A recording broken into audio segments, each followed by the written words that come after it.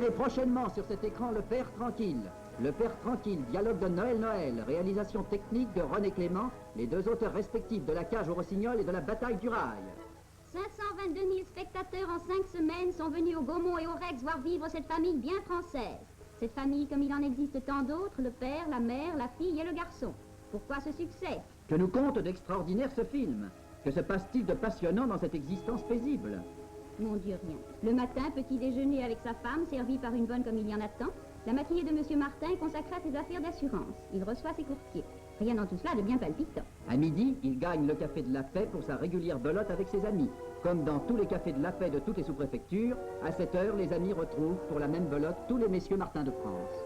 Puis le déjeuner en famille, comportant les discussions habituelles entre un père bonasse et un jeune fils charmant, gâté et insupportable.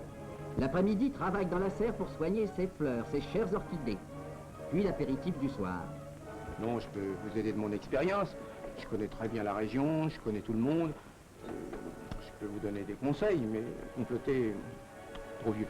Puis le dîner, avec encore les comédies ménagères, les disputes pas sérieuses entre les membres d'une famille qui s'aime. Puis le coucher près de la compagne de toujours pour le meilleur et pour le pire. Bon ça, mon mignonnet. Oh, m'appelle pas comme ça, veux-tu, c'est très gentil, mais... Mignonnet, ça date de nos fiançailles. Ah, justement.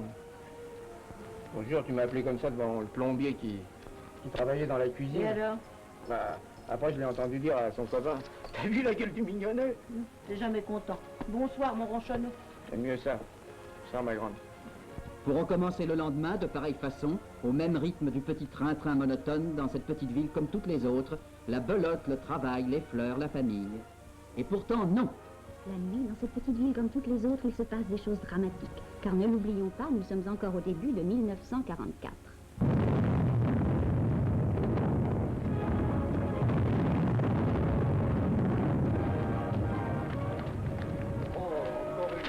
Et on fout tout moi ça en l'air s'il continue. Quelle est cette ombre?